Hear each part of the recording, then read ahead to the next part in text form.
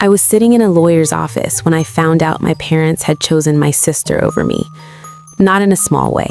Not in the way parents sometimes favor one child over another without meaning to. In the most permanent way possible. Every asset, every account, every piece of property they'd spent 40 years building together. All of it. Gone. To her.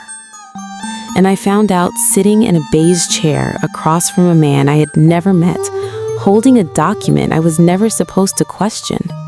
My name is Layla, and I need you to understand something before I tell you the rest of this story. I was the good daughter. I know how that sounds. I know every person who has ever been wronged by their family believes they were the good one. But let me tell you what I mean. I was the one who called every Sunday. The one who drove 3 hours each way to take my mother to her appointments when her knees got bad. The one who sat with my father in the hospital for 11 days straight when he had his surgery. The one who never asked for anything in return because I genuinely did not think I needed to. My sister Rachel lived 40 minutes away. She visited at Christmas, sometimes Easter. She called when she needed something. I'm not saying she's a bad person. I'm saying she wasn't there. And I was. For 15 years, I was there. I thought that meant something. I was wrong. My father passed away in November. My mother had gone 2 years beforehand. The lawyer's office was small and smelled of old paper and carpet cleaner.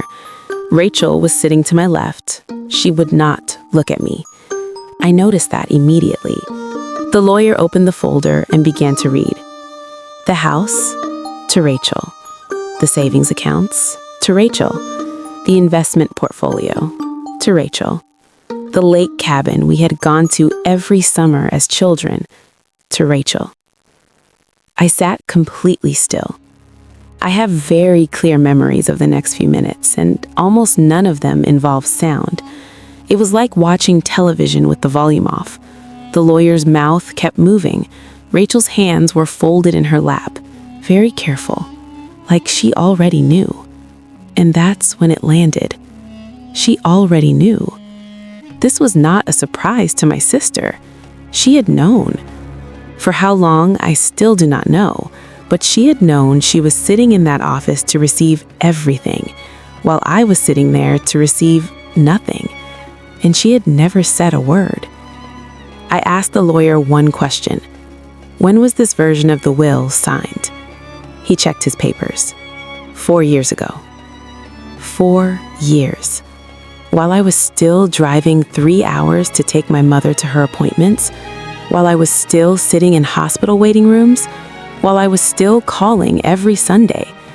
They rewrote the will, and then they let me keep showing up. I did not cry in that office. I want you to know that. I picked up my bag. I thanked the lawyer. I walked past my sister without a word. She called my name in the parking lot. Layla. I turned around. She started to explain. Something about Mom wanting it this way. Something about how Rachel had always been more financially responsible. Something about how they knew I would be okay on my own. I listened to every word. And then I said the only thing I had to say. I said, I spent 15 years showing up for them, and they spent 4 years letting me do it, knowing what they had decided. That is not a financial decision. That is a choice about who I was to them. Rachel started crying. I did not. I got in my car, I drove home, and I made a decision of my own. I have not spoken to my sister since that day. That was 3 years ago. She has reached out many times, emails, letters, a card at Christmas. I've read every single one. I have not responded to any of them. Some people ask me if I forgive my parents. And honestly, yes, I forgive them. Not because what they did was acceptable, not because I understand it, not because it didn't hurt me in ways I'm still discovering. I forgive them because carrying that weight would mean they still had something from me, and they have taken enough. What I will not do is pretend it didn't happen. I will not gather at holidays around a table that was built on 15 years of my time and act like we're a family, because families don't do this. Families don't let you show up for 15 years and sign the papers in secret. I chose to forgive, and I chose to leave. Both of those things are true at the same time. I have a good life now, a quiet one. I have friends who became my family in all the ways that matter. I have a home that is entirely mine. I have Sunday mornings that belong to no one because I no longer spend them on the phone with people who were tallying my worth in secret. If you are someone who has given everything to people who took it quietly and said nothing, I want you to hear this.